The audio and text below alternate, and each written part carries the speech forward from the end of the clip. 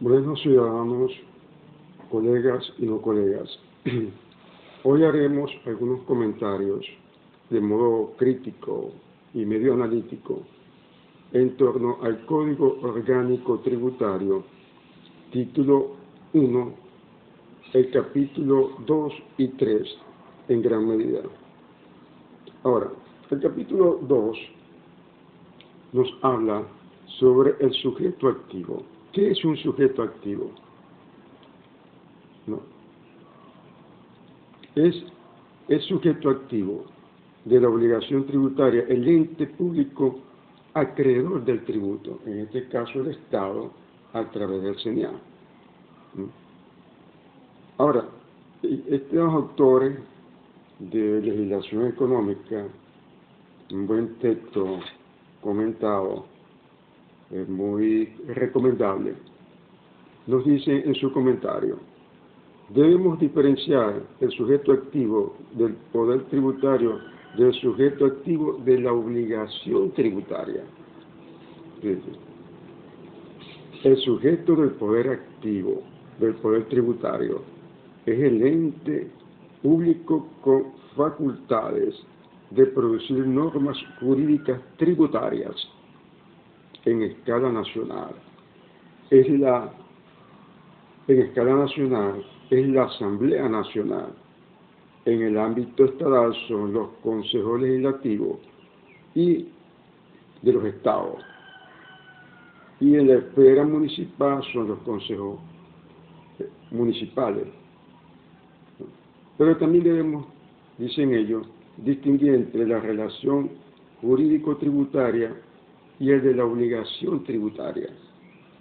Es sabido que el concepto de obligación tributaria es más restringido que el de relación tributaria, pues esta última abarca una multiplicidad de relaciones jurídicas que se establecen entre el Estado y los particulares con motivo del tributo.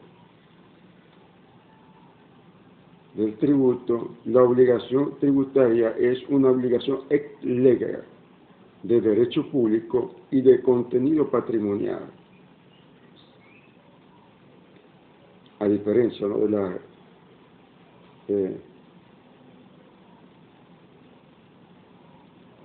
de la ya comentada, la relación jurídica. Ahora, dando un saltico acá, porque este capítulo es muy pequeño, a lo sumo tiene un artículo, el 18, el artículo 18. Vamos al capítulo 3 del sujeto pasivo, sección primera, disposición generales, artículo 19. El sujeto pasivo es el obligado al cumplimiento de las prestaciones tributarias, sea en calidad de contribuyente o responsable. En calidad de contribuyente o responsable. ¿No? Fíjense que ellos hacen aquí una acotación, ¿no? Se debe comenzar por aclarar que esta disposición legal se refiere al sujeto pasivo de la relación jurídica tributaria, que es más amplia, ¿no? Entendiendo que esta última comprende el conjunto de relaciones jurídicas que se establecen entre el Estado y los particulares con motivo del tributo. El sujeto pasivo de la relación jurídica puede serlo a título de contribuyente o de responsable, según la clasificación que adopta el Código. Ahora, aun cuando nuestro Código no acogió la clasificación de sujetos pasivos en contribuyente, responsable y sustituto, pues se omitieron los sustitutos.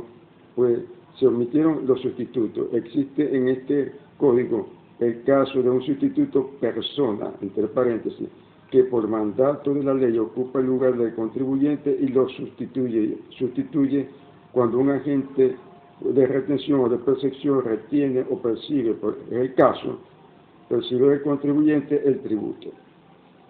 Hay después el llamado concepto de la solidaridad, el artículo 20. Están solidariamente obligados a aquellas personas respecto de las cuales se verifique el mismo hecho imponible. En los demás casos, la solidaridad debe estar expresamente establecida en este código o en la ley. Ahora, en esto hay la solución adoptada en este artículo desecha la posibilidad de interpretar que cuando varios contribuyentes realizan un mismo hecho imponible, pretendan que solo están obligados por su alícuota correspondiente, pues la ley los hace solidarios por la totalidad de la deuda tributaria. Después tenemos el 21, que es la solidaridad y efecto, en cierta forma relacionado con el 20. Los efectos de la solidaridad son los mismos establecidos en el Código Civil, salvo lo dispuesto en los numerales siguientes, ¿no? El cumplimiento de un deber formal por parte de uno de los obligados no libera a los demás en los casos en que la ley o el reglamento exigiera el cumplimiento a cada uno de los obligados, la remisión, es decir, especie de condonación, o exoneración, ¿no? Vía exoneración, exento vía decreto, ¿no? O resolución de los ministerios, ¿no? De la obligación libera a los deudores. La remisión o exoneración de la obligación libera a todos los deudores, salvo que el beneficio haya sido concedido a determinada persona. En este último caso, el sujeto activo podrá exigir el cumplimiento de los demás con deducción de la parte proporcional del beneficiado. No es válida la renuncia de la solidaridad. La interrupción de la prescripción en contra de uno de los deudores es oponible a los demás. Fíjense que por todos lados el Estado, a través del CENIAC, que operativiza eso, cierra las puertas, en el buen sentido, ante el concepto de solidaridad o el beneficio a unos. No. Se le da a una persona el beneficio, pero eso no implica que se actúe contra los otros, en el buen sentido de la palabra, jurídicamente. Por ejemplo, en principio, la remisión, que es el perdón de la deuda, o la exoneración, otorga a uno de los codeudores solidarios beneficia a todos. Otorgada a uno de los codeudores solidarios beneficia a todos, salvo que esa remisión o exoneración haya sido concedida a una determinada persona, con exclusión de las demás, y el sujeto activo podrá exigir, como se blinda el Estado, ¿no?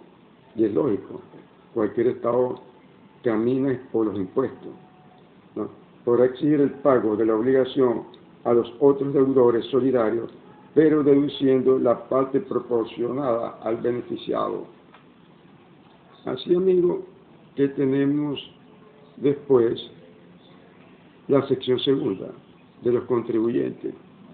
El 22 nos apunta: son contribuyentes los sujetos pasivos respecto a los cuales se verifica el hecho imponible. Dicha condición puede recaer en personas naturales, prescindiendo de su capacidad según el derecho privado, y en las personas jurídicas y en los demás entes colectivos a los cuales otras ramas judiciales atribuyan calidad de sujeto de derecho, en las entidades o colectividades que constituyan una unidad económica, dispongan de patrimonio y tengan autonomía funcional. Aquí vamos a hacer una acotación, un comentario de esta misma gente, ¿no? Por último, la condición de contribuyente también puede recaer sobre otras entidades o colectividades que reúnan las condiciones siguientes, que constituyan una unidad económica, dispongan de patrimonio y disfruten de autoridad funcional. ¿No? Para algunos, estas entidades constituyen un artificio técnico que el legislador tributario ha escogido para designar la posición jurídica especial que ocupan ciertas personas naturales o jurídicas en el mundo de la subjetividad tributaria. Para otros, una demostración de la autonomía del derecho tributario el cual puede crear su propio sujeto de derecho, pues las personas jurídicas son en definitiva creaciones del derecho. Esto es algo muy importante, ¿no? Porque creaciones del derecho, porque vamos a decir que tiene personalidad una empresa en lo estrictamente humano. Son los artificios que buscaron los expertos en derecho para arropar el andamiaje del capital. Pero ese es otro tema, ¿no? Artículo 16. Todos los individuos del código. Artículo 23. Las obligaciones tributarias. Los contribuyentes están obligados al pago de los tributos y al cumplimiento de los deberes formales impuestos por este código, por normas tributarias. Bueno, y esto es una verdad de perogrullada, como se diría. Y el caso del 24, los sucesores, los derechos y obligaciones del contribuyente falleciente serán ejercidos o en su caso cumplidos por el sucesor a título universal, sin perjuicio del beneficio de inventario. Los derechos del contribuyente fallecido transmitidos al legatario serán ejercidos por este. No obstante, el beneficio de inventario, bueno, vamos, sí, yo acepto, pero vamos a hacer previo en qué condiciones dejó sus deudas, ¿no? Para, como diríamos, para que no me metan gato por liebre, ¿no? Liebre. Incluso esta persona podría apelar, digamos así, a un tribunal para que se deje constancia de cuál fue verdaderamente lo que dejó el falleciente, ¿no? Se hará ante un tribunal de primera instancia del lugar donde se abrió la sucesión. Se publicará un extracto en los periódicos oficiales o en falta de este, y se fijará por edicto en la puerta del tribunal. Y ya rematandito, bueno, pero pienso que ya, disculpen. Sí, esto lo vamos a dejar para el subsiguiente comentario, la sección tercera, y creo que la cuarta, creo que llega hasta la sección quinta. Bueno, muchas gracias, y seguimos comentando estos tics a modo de, sí, eso, pequeños comentarios sin mayores pretensiones. Muchas gracias.